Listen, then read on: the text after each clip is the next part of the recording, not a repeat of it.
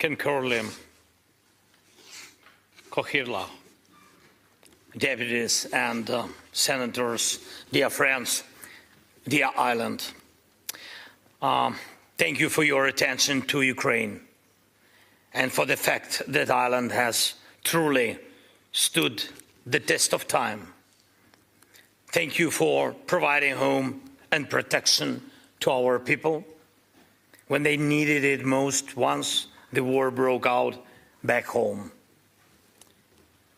While in some societies the fatigue from news about the war is growing, we do not feel that your voice, the voice of Ireland, is turning quieter.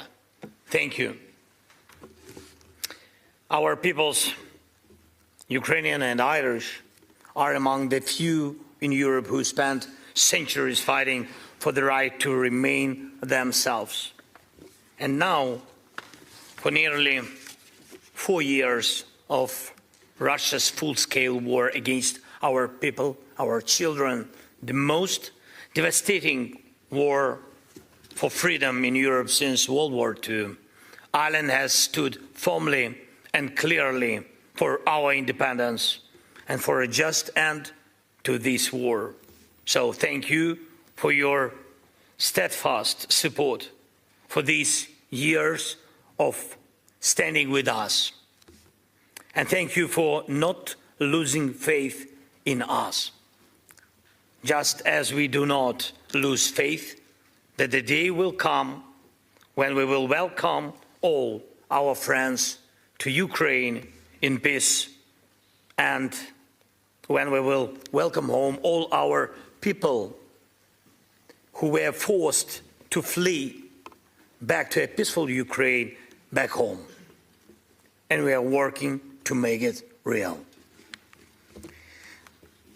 This morning here in Ireland, our team delivered a full briefing following the meetings in the United States, and we are fully engaged in negotiations, and we are only stepping up our efforts. Our team is now looking ahead to next very important meetings. Today, Ukraine is closer to peace than ever before, and there is a real chance. But we must seize this chance fully, the whole world, not just one of another powerful country. Ukraine wants peace. Ladies and gentlemen, one strong country can start a war. Another strong country can help to stop the war. But to restore justice and defend what's right, we need a community, a world made up of many different nations. It is the community of nations that decides, united by shared sentiments, shared aspirations, a shared desire for justice. It is a community of nations that makes peace truly lasting.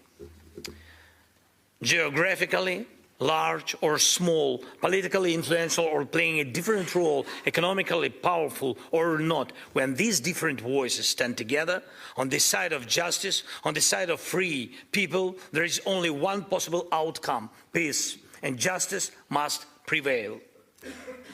When you have a true community of nations on your side, you cannot be crushed and your rights can be restored.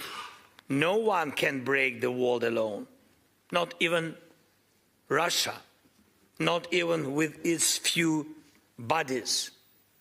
No one can lie to the entire world forever, not even Putin.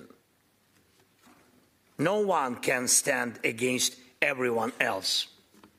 And that is the truth, but also true, one can inspire everyone else.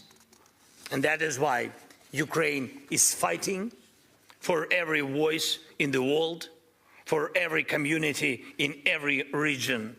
We are trying to reach every heart, to answer every doubt, to counter every accusation with facts. And we are searching for and finding friends wherever we can. We have managed to unite the majority of the world, and that unity has become our main weapon in protecting life. And we have kept the world's attention, and that gives us time to resist Russia's attempts to destroy us. We are involving everyone we can in diplomatic efforts, and that is the best path forward. It is a great honor for me to stand here today in a country that understands the price of freedom,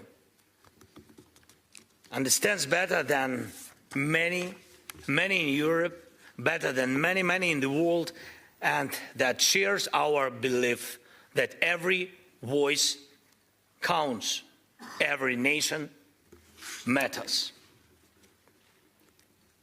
Ireland is doing so much to help others understand why it is important to stand together, to remain a community based on shared values. Thank you for that.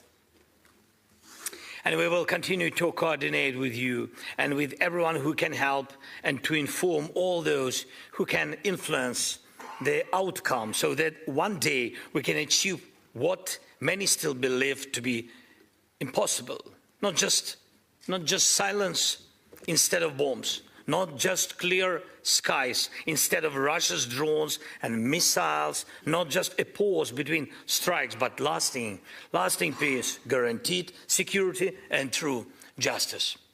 Human memory is often short, and attention can be fleeting. So please remind the world every time it is needed that Russia's invasion of Ukraine is a criminal and unprovoked act of aggression which cries for justice. It's happened for one reason only, because Russia wants to treat Ukraine as its property and Ukrainians as if they belong in its backyard, like livestock, so that no politician in Europe or somewhere else falls into amnesia, forgetting everything we have achieved together through our defense. And I urge you to oppose any decision that weaken pressure on Russia for this war, as long as war and occupation and the propaganda of hatred continue. All the pressure on Russia must remain in place, so that Russia does not believe it will be rewarded for this war with stolen Ukrainian land or kidnapped Ukrainian children.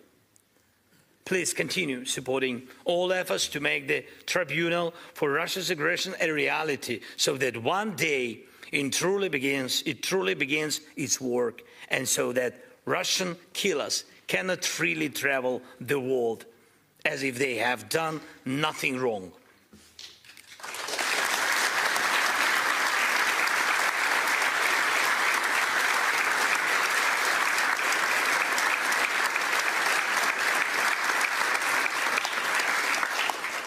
We must protect the unity that has existed since 2022, a unity of different nations united in the protection of life and justice.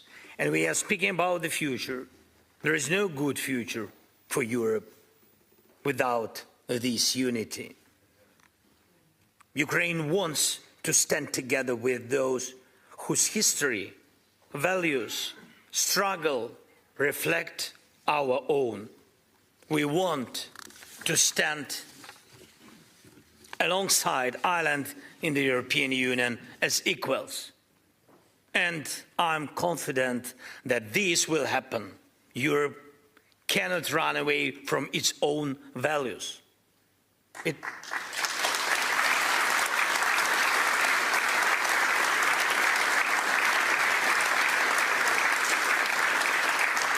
It must stand up for them. And Ukraine is doing exactly that today on Europe's behalf. Ladies and gentlemen,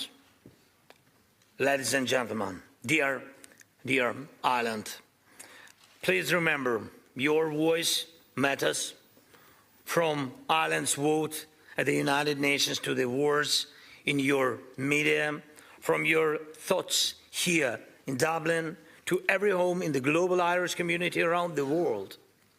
That's millions of people who can influence hundreds of millions more. When the most powerful apply pressure, the global community helps guide that pressure in the right direction. Just as there is no capital in the world, unaware of what St. Patrick's Day is, there should be no capital that does not know that the Irish, together with the Ukrainians and many other nations, are united for a real peace.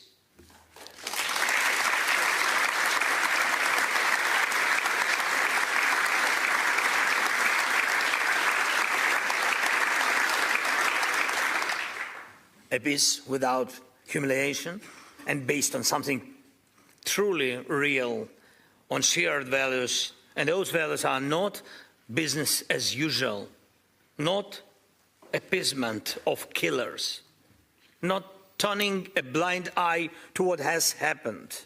Among those values is this: the aggressor must be held accountable for what was done. Please take an active role in making the tribunal for this aggression a reality, not just joining, but pushing, working, insisting that justice must begin with accountability. Please continue to advocate for every form of sanctions against Russia, and it's time for Russian assets to serve the cause of peace, to help defend and rebuild Ukraine. This is a long overdue decision, and it must be implemented. And please call on everyone in the world to help return all the children abducted by Russia and all the prisoners still held in Russian jails and camps, many of whom have been there not just since 2022, but since 2014, when Russia launched its hybrid war against us and occupied our Crimea. This has gone on far too long to simply close our eyes and turn the page on Russia.